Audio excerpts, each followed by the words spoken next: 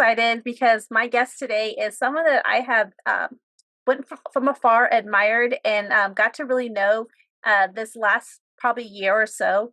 And we're in an accountability group together, and I just love her heart and her passion. And so my guest today is Sam Willing. She is an executive coach, a speaker, and a strategic partner to corporate leaders. She has over 25 plus years of experience in human resources, 10 of those years dedicated into driving impact, uh, people centered cultures. She's seen firsthand the power of leadership and shaping businesses to be successful. For over a decade, she's run her own coaching practice. It's an executive coaching practice where she has helped leaders and organizations cultivate clarity, connection, and resilience so they can lead with confidence, build high trust culture, and create lasting impact without sacrificing their own well-being. So thank you, Sam, for being a guest here today. Thank you so much for having me. It's such an honor to be in this space with you. I'm really excited. Oh, I thank you. I appreciate that.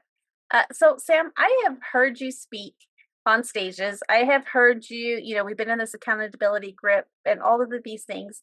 And I see you shining now, but I think that life hasn't always been like that, right? You've had to work your way into being who the person you are today. So, can you kind of walk us through that journey of who you are? Yes. Oh my gosh, who I am. Well, that is quite a journey. Where do I start? I will say this. I would say who I am is a woman of compassion and a woman that loves people. And I have a particular passion for seeing people clearly and lifting them up. And that has really been a theme through my whole life. And I would say, my whole life, I at a very early age built an identity around people pleasing, around being easy, the easy child, the one who doesn't make waves in life. I didn't love to be seen. I still really struggle with being seen, to be honest, which actually surprises a lot of people. And so, for a lot of my life, I would say that I lived in the pursuit of a few things. One was perfection, because if I was perfect, I didn't disappoint other people. And the other thing that I pursued was achievement. And I really, from a very early age, had this belief that love was conditional and based on the degree that I could be perfect and not disappoint others. And so, as I think back, thinking about the refinement that's happened over my life, and I won't bore everyone with the early details of my life, but as I think back to my identity and what I attached it to and formed from a very early age, it was those things. And it's funny, as I think about my work now, so much of the work that I do with my clients is about their identity. And one of the things that we really dig into initially when we start working together is identifying what they have tied their identity to. And I have this belief that tying your identity to anything that you can lose, like your title, your status, your finances, relationships in your life, disappointing people, other people's opinions, tying our identity to anything that we can't control or that can be taken away from us is the danger zone. And I know that because I spent so much of my life really in this pursuit of, being perfect and performance and other people liking me. And so, that belief carried me all the way through college. I found human resources very early in my career. And of course, I look back now and it's like, oh, of course I ended up in human resources because it's a job where you're serving and you're caring for others. And so I found human resources when I was 20 and I never stopped. So I'm coming off of a 29-year career in human resources, and I've done everything under the sun at this point in HR. And I built a great career for myself. And alongside that career, I also am married to a wonderful man. We just celebrated our 26-year anniversary. We have two children that are 21 and 24. But a few years ago, I started to really unpeel the layers of Sam and realize that this pursuit of perfectionism, performance, sort of living in a way where I was just trying so hard to control everything. It sort of caught up with me. And I started to really analyze how I was living my life. And the catalyst for that was actually my mom getting diagnosed with terminal cancer. So my mom passed 2 years ago. It was the biggest heartbreak of my life.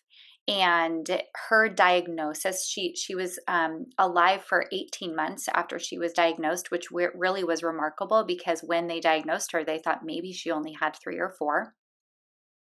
So when she was diagnosed, it sort of took my whole world and turned it upside down. And at the time that she was diagnosed, I was working in an incredibly stressful executive HR role at a biotech company. I've spent a lot of my career focused in biotech. And if you know anything about biotech, you know it's incredibly risky. So Mhm. 90% of biotech companies fail, and they fail within the first 5 years. And so I was in a biotech that was struggling. We were at risk of failing. I had started with the company and built the culture there from scratch, and I really held that with so much pride in that job. I always say I was there 4.5 years. The first 3 years were the most fun I've ever had in my career because I really got to do it the way I wanted to because I was there right from the beginning.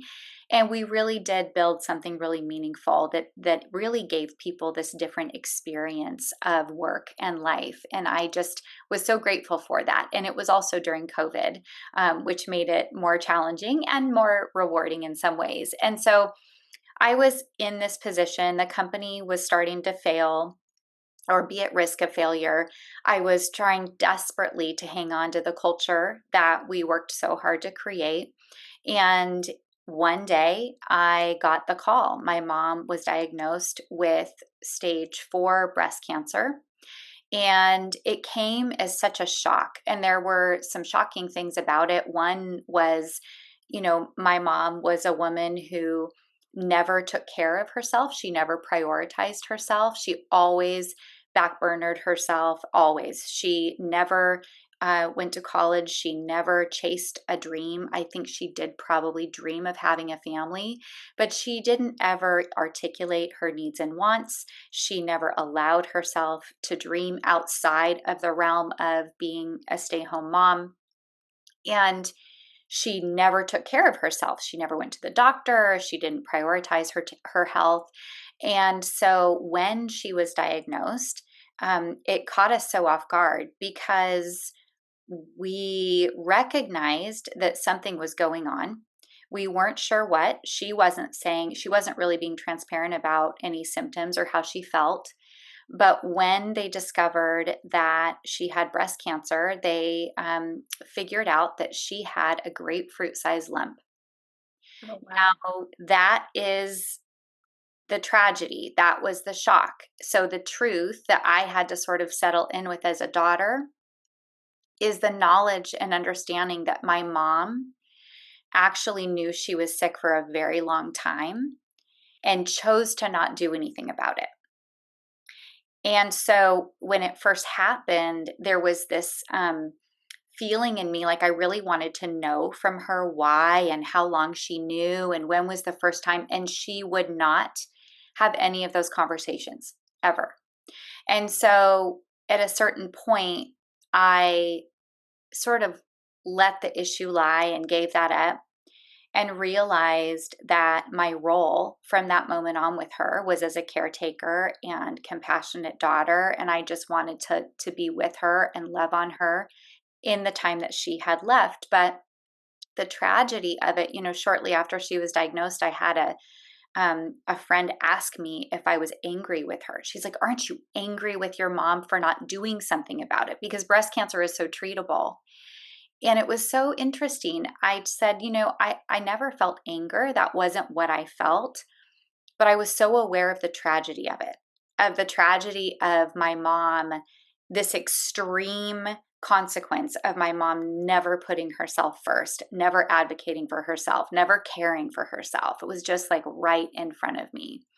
So at the same time that this is happening, I'm in this job and I was not going to quit. I was not going to give up. I was not going to quit.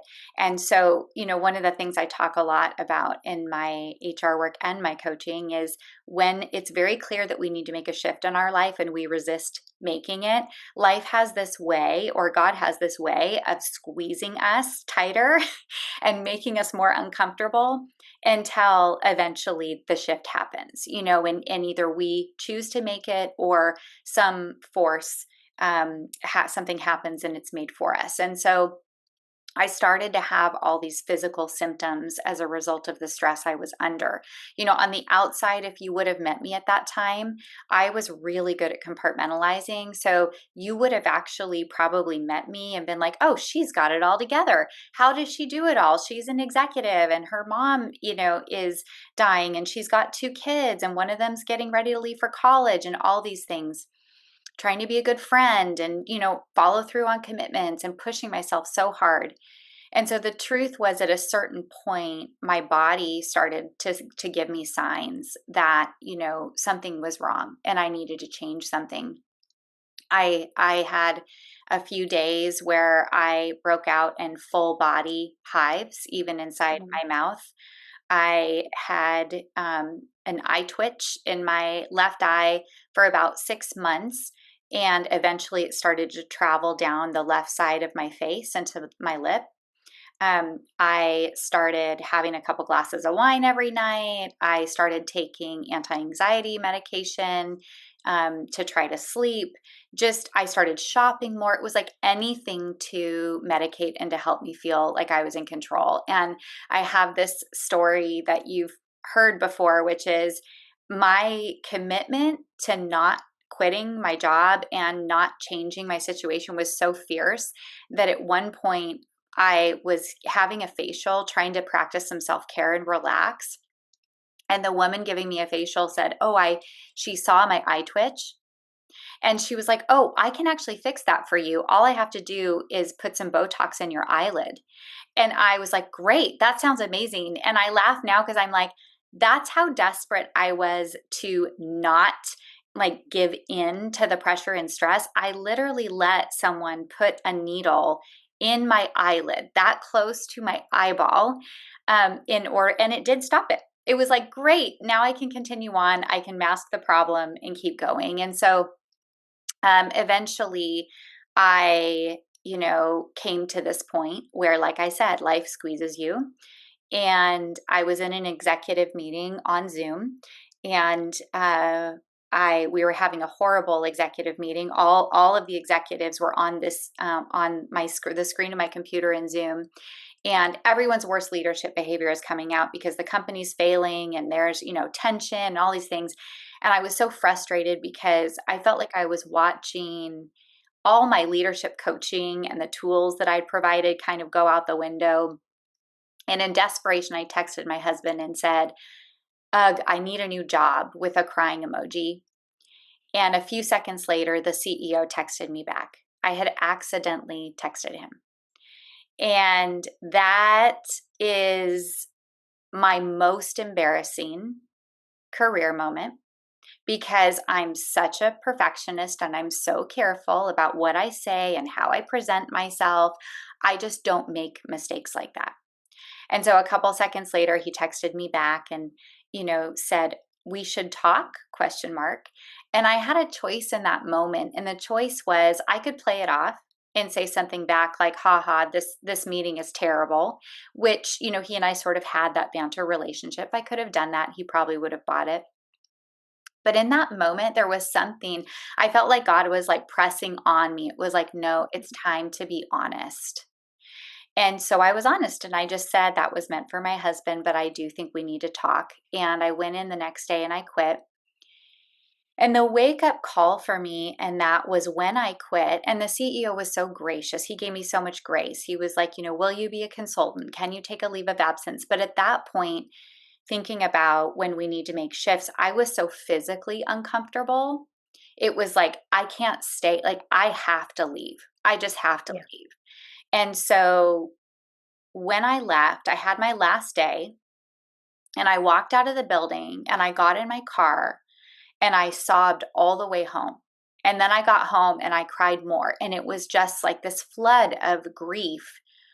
And then I kind of sat there feeling really guilty and kind of ashamed because I realized I was grieving this hard over a job. Like I had tied my identity to my title, my salary, my influence. I'd built my safety and security around that. Meanwhile, my mom is dying. Like that's it.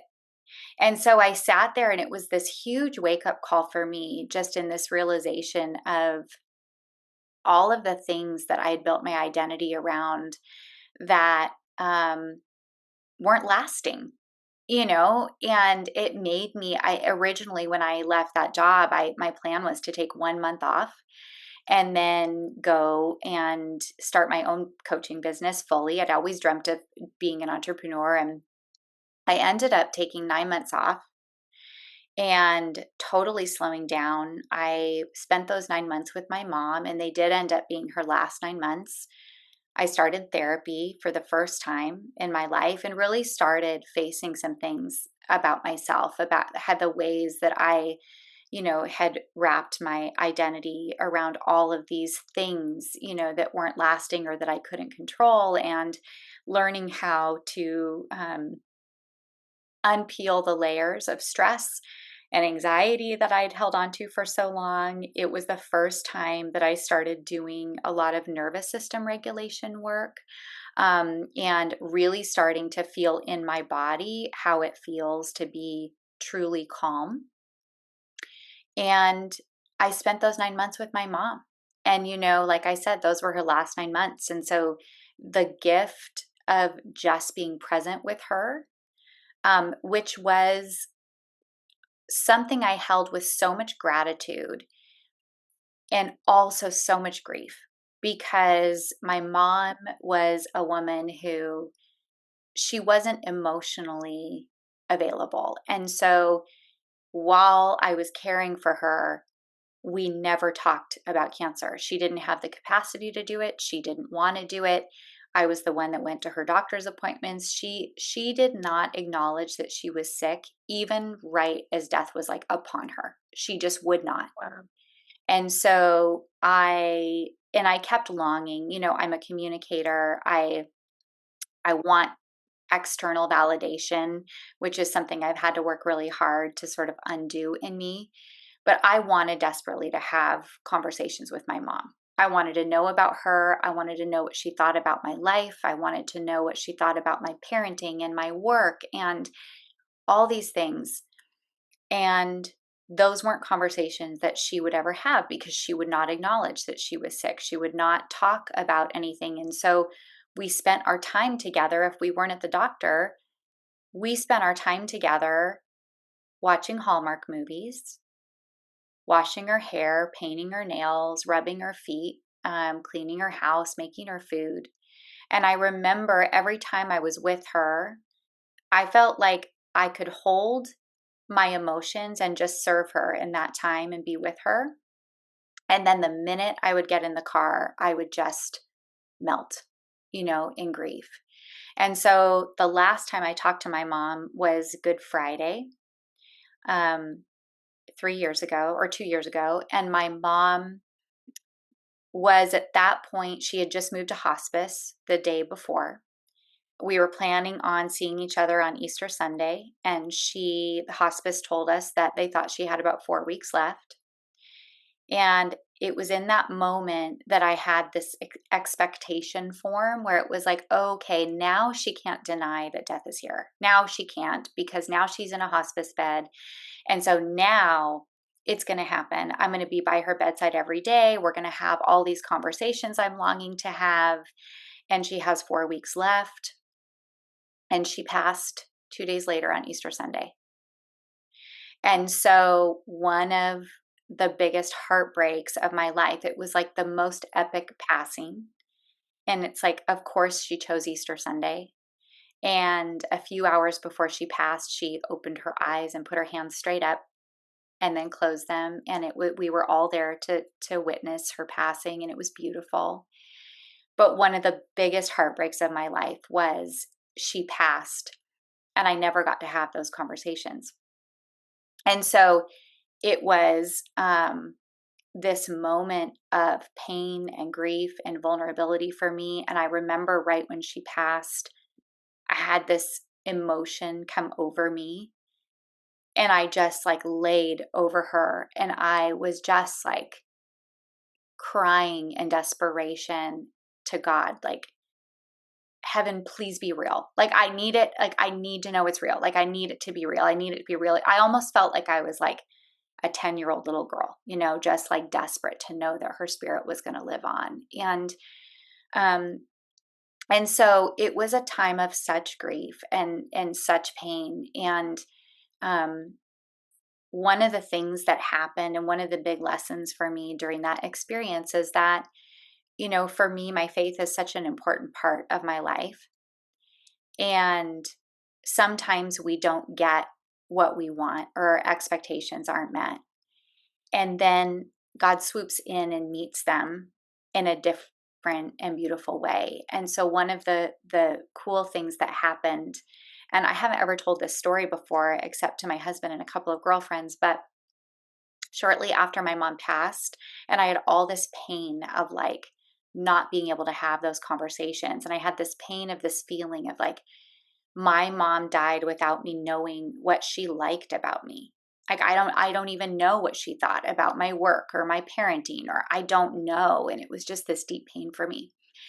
And so I one day was having these really vivid dreams after she passed. And I had this really vivid dream one night that I picked my mom up in the car, and she like bounced into the car, and she was all healthy and her face was all shiny. And she asked if we could go to the store to get a card for her friend Linda. And so I took her, drove her to the store, and she's looking at this huge wall of cards.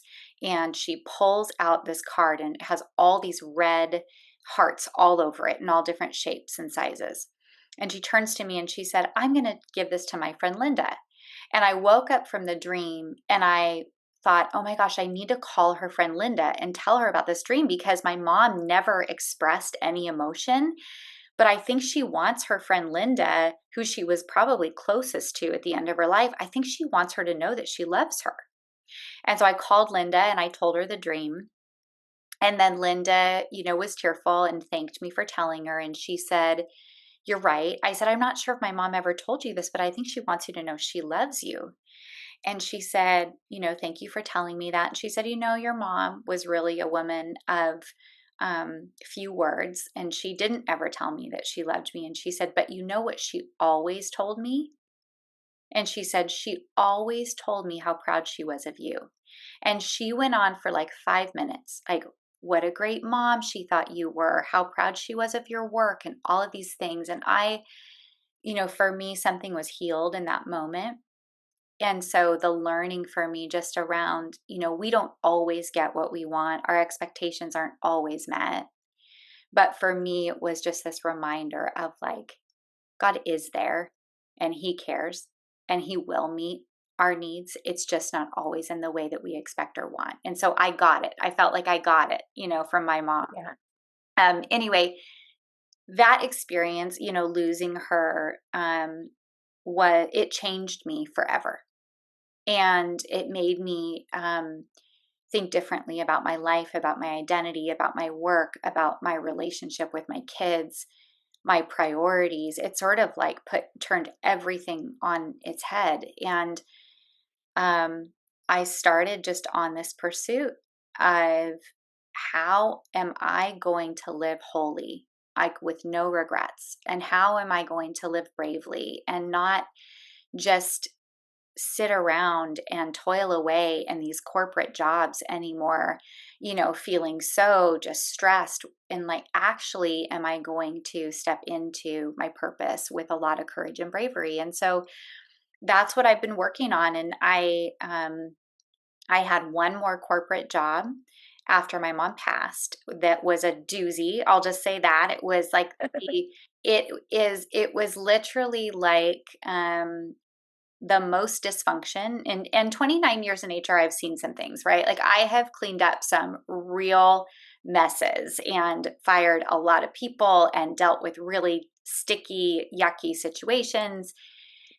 And this company had it all wrapped in one. I'd never seen anything like it. And so I was there for 18 months.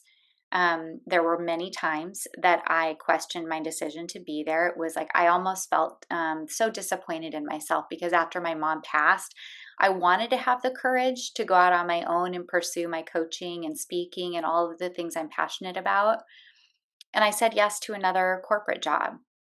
And I felt so disappointed in myself. And then I realized that job for me was purposeful. There were a lot of women in that environment that were suffering, and they needed a total culture change. And so I went in and was able to, use all of my years of experience, and we really did turn the culture around. It took 7 months of really painful work, and then it was this really beautiful experience until it was another biotech company. So until the company failed.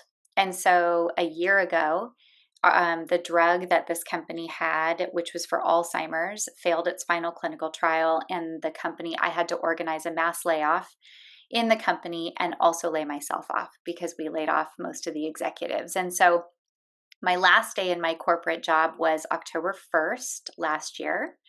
So it's been almost a year since I've been laid off. And, it was in that moment once the layoff, it's hard work to do to impact so many people's lives that way and to be the messenger of that. For me, it was such a blessing because I walked away with 9 months severance.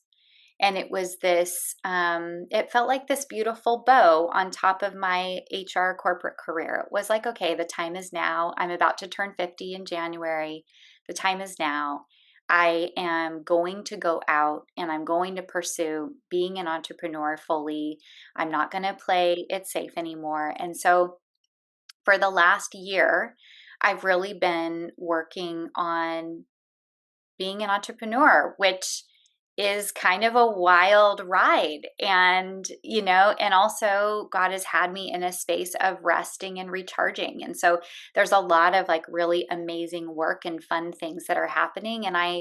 And in the moments that I get scared, because sometimes I do, sometimes if I'm anxious, I can slip into this space where I start to romanticize my corporate job where I'm like, gosh, I really do miss being part of a team, or gosh, it really would be nice for a few more years to have a salary and benefits. And then I have to remind myself that the days that I'm having now, the days where I get to do creative work, I also have time to water my garden. I also have time to walk my dog. I don't have this lingering stress in the back of my head about, oh, I can go to lunch with you, but then I have this Zoom meeting, or I have, it's just, I remind myself that a year ago I was praying for days like this. And so I try to just like breathe through the anxiety, but that whole experience for me has led to all of the work that I'm doing now. So that was a lot of information, but feel free to ask me any questions.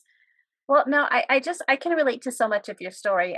Not necessarily in HR, but I was well, I could say at one point in my life I was administrative advisor for the Department of Defense, and you've seen a lot of cases. I worked in a production plant, so one of being the only female managers in there, you see a lot of things, and also having to do mass layoffs. 500 plus people right before Christmas, things like that. So I could totally relate to all of those things. But also, what you said is about tying yourself, your identity, tying to this job.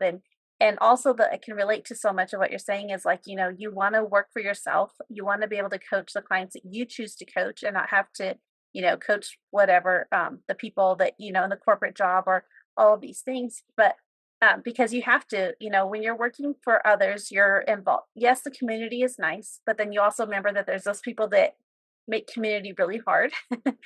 The people that don't read their emails and call you every second because they want to just ask you something. It's like, I sent you the email. um, but I love all the things that you're doing because I think that working for ourselves, it's scary. It's scary to be an entrepreneur. It's scary to do all of these things. But I also feel that God doesn't put these things on our heart for nothing. There's a reason for it. And the thing is, we can play small and ignore the risks, or we can play big and say, okay, God, I hear you, because they're going to keep coming. And I think that when they keep coming, that's God saying, you need to step into your purpose. Yeah. And I can relate to so much of what you said. When I left my former federal job, I was there for 17 and a half years. That's a long time to be somewhere, working my way from the bottom almost to the third to the top position, and I could not promote anymore. There's only two more positions above me, and it was a hard decision to say, okay, am I going to stay here? Am I going to, because it's comfortable, or am I going to step out into something uncomfortable? And to take that part in and living with that, or, making those decisions was hard. And I love how you said that you just, prayed and, God gave you, you know, kind of made force you into certain situations, because that's what he has to do sometimes. Because so many times we just sit there and like, is this right? We do our to-do list, our pros and cons list, we do all these things. But you taught me something about a year, almost a year ago, when I was going through some decisions that I had to make with my job, with my current job, and about, taking the buyout and things like that, is to do the listening prayer and sit Oh, there and listen. And can you kind of talk about that a little bit? Because I think it was so powerful to me.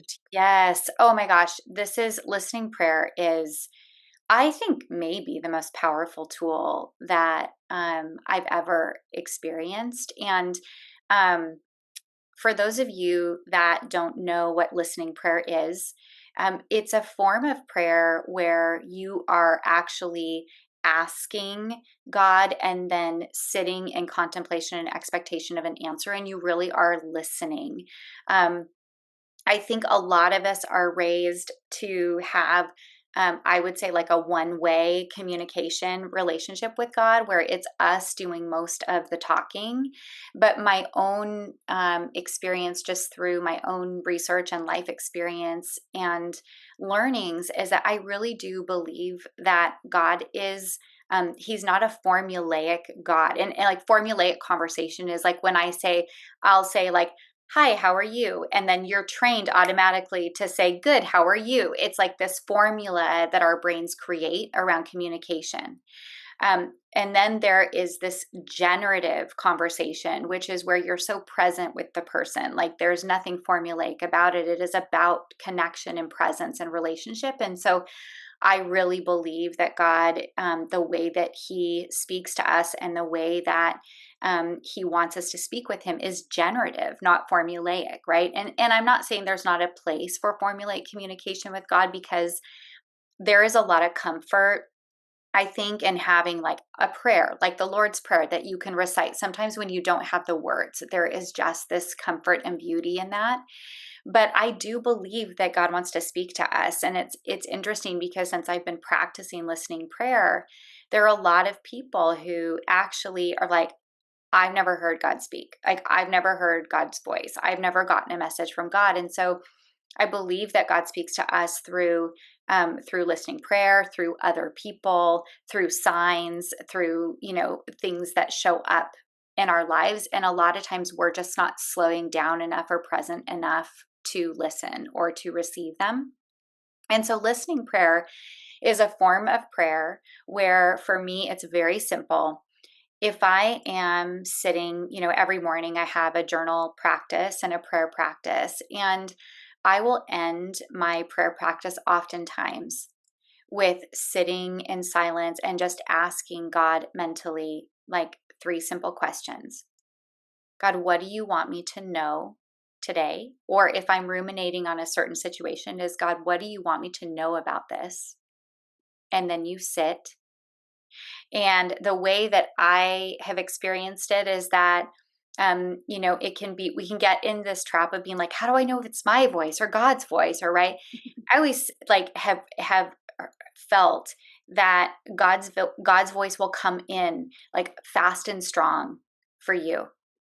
But right after you hear God's voice telling you, like the devil's right behind, right? It's a quick like, did God really say that? It's like, so I always think of it as like, if it is a voice of love, if it is a voice of clarity and affirmation, um, I really believe that that is in the spirit of God. Anything that has to do with, self doubt, self criticism, and I'm not saying gentle conviction, that's different.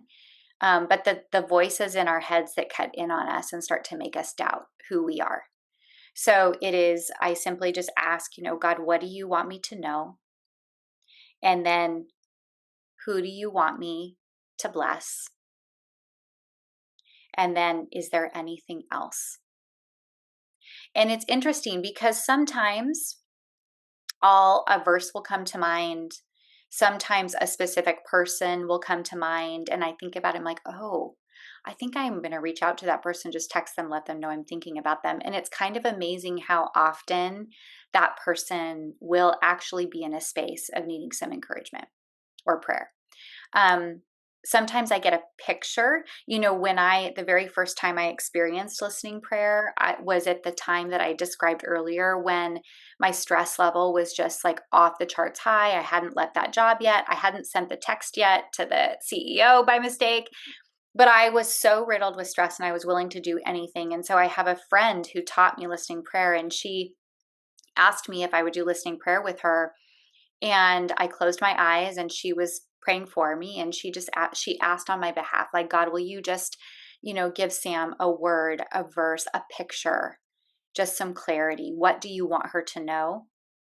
And I had this visual of this glass ball, and inside the glass ball were all of these things that I really care about floating around, like, my mom, my children, my husband, my work, friends, family. Everything's floating around in this ball. And I was describing it to her. I said, I see a glass ball, all these things. And she said, where are you? Are you in the ball? I said, I'm not in the ball. I'm on the outside of the ball, and I'm dressed in a black suit with black tap dance shoes on. And I'm racing around the outside of the ball trying to keep my footing. And she said, what does God want you to do with the ball? And I said, he's holding out his hands. He wants me to give it to him. And she said, what does he want you to know? And I said, he wants me to know that it's not mine to carry all these things, that he cares about these things too, and that he's not going to break the ball. He's going to cradle it gently, but it's no longer mine to carry.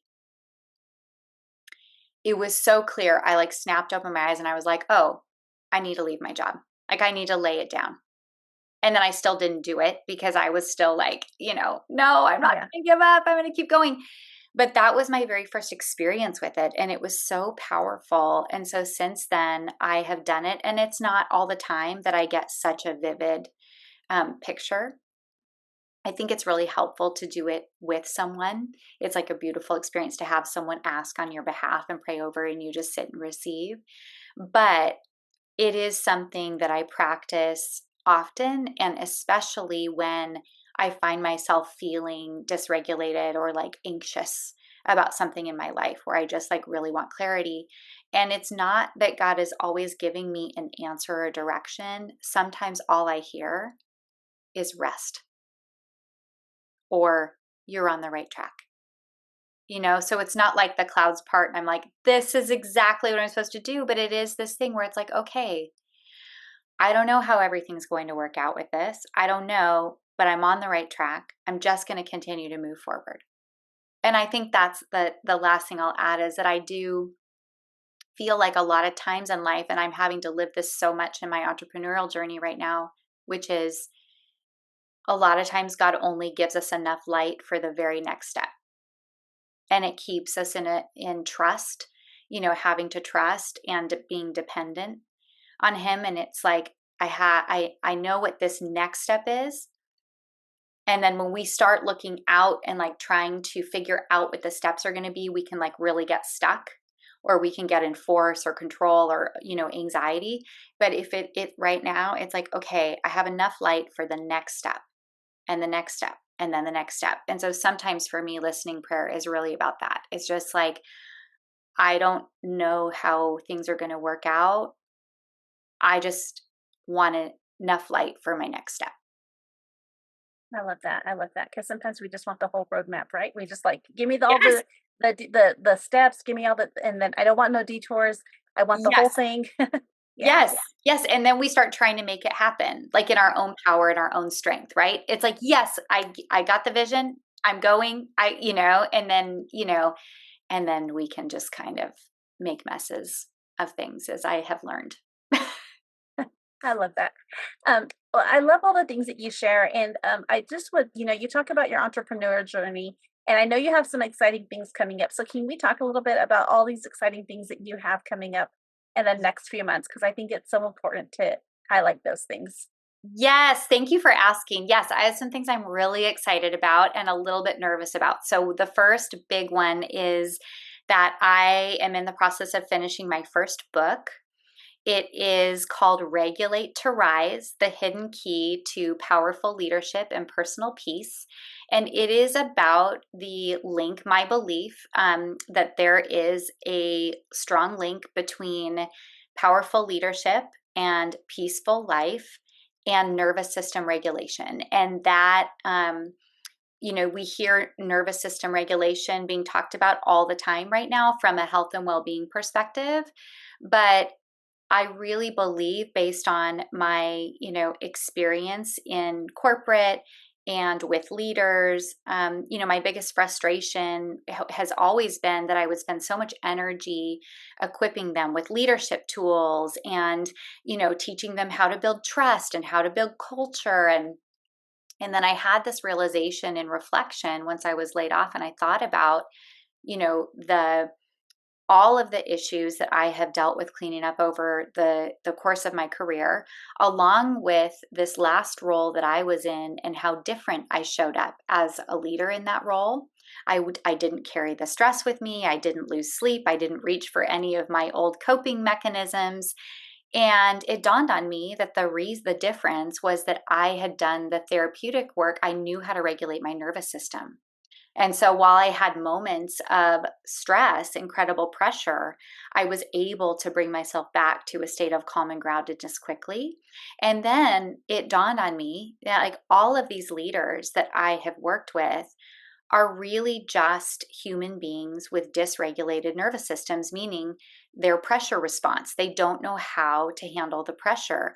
And so when the pressure hits, I can have coached you all day long on leadership principles and driving culture and handling conflict.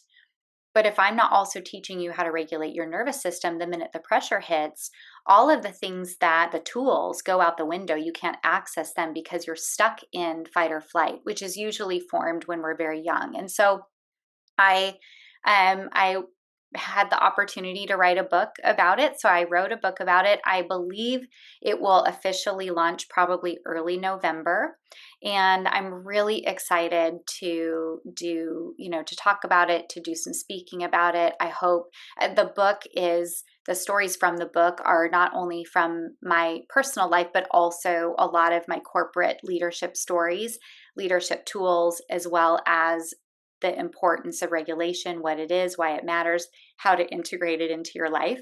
So it's a book that is for leaders, but the way that I define leaders truly is like we are all leaders because we all have circles of influence in our lives where we have influence and agency. And so I am really excited about that. And then the other thing I'm doing is launching a coaching program called the Elevated Table. And it's really off of this inspiration of recognizing as women all of the ways that we compartmentalize ourselves, that we put parts of ourselves away, especially our feminine energy and our feminine qualities, in order to get a seat at the table, which is mostly men.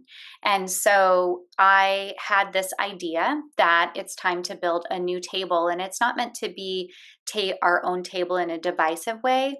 It's meant to be inclusive because we will invite the men to be at the table, but we will set the tone, and the tone will be compassion, wholeness, strength, and this idea of like having to lead by force. My own opinion is I think we've tried that for years and years, and look where it's gotten us. Like the world really is very, very dysregulated. And so I'm excited to gather women and equip them with, not only the leadership skills that I use with all my one-on-one clients, but also all of the regulation work and life design work. And so it's going to be powerful. So that will also start probably around October, November. And then the last thing that is really different for me, but also feels like it's been years in the making, is Brooke Beardall, the founder of Holy Yoga and author and speaker. She's just phenomenal. Her and I have partnered together, and we are hosting a retreat in November in Scottsdale, Arizona, November 15th to the 18th. It is called the Purposeful Pause Retreat. And it's for women of impact that are ready to reset and come back to them. It is a retreat where we will provide a lot of teaching and tools. A lot of it will focus on self-care and soul care, and also bringing people back to a place where they're reconnecting with God. And so it's going to be transformational and beautiful. And we've got about 6 spots left at it. And so I'll send you the link for it. You can include it in the show notes. Oh, I love all the things that you said. I mean, I love the book. I think that it's so needed. And I think that when you said it's about, for leaders, like we're all leaders, and I love that because I think about, the back to the identity. We feel like we're not a leader if we don't have the title leader or manager or all these things, but we lead every day, whether we're a parent, an aunt, an uncle, all of these things that we're doing, we're a role model to somebody. Yeah, And in order to leave, a good legacy behind, we have to lead properly and how to regulate ourselves to make sure that we're not overwhelmed and not stressed and all the things, and not always in that fight or flight type of yeah. situation as well. I love that. I also love the elevated table coaching. Um, I worked in the manufacturing arena for 25 plus years, um, and worked my way up. And the way that being around a lot of males in the manufacturing industry, and also being a manager, a branch manager, had a lot of interesting conversations and a lot of interesting things happen in my life. But I think that, having that support system with other leaders and other females, is something that I wish that had back then. And super excited about it because I think it's going to be great and so needed. And I also the retreat sounds amazing, so thank you for all of those things. Uh, Yes. Before we wrap up though, I'm going to make sure I have all the links, how to follow you, all the things. I would love to just ask you, what is we didn't even get to all the things because there's so many things we can talk about, I but know. um, I will add that the one thing we can actually before I talk about this, can you just briefly talk about your compassionate heart story? Oh, yes. Okay. I'll do the short version because if people want to know more about it, they can go on to the Compassionate Collective Instagram. And also, I'm about to record a podcast that is just the heart story. So they'll be able to hear the whole story. But um, I have a retail company. It's called the Compassionate Collective. We sell imperfect heart products that are handmade from scrap wood. They're made by a very special person in my life. His name is Gary, and he is our heartist. And we've been doing this work together for almost 7 years. In December, it will be 7 years.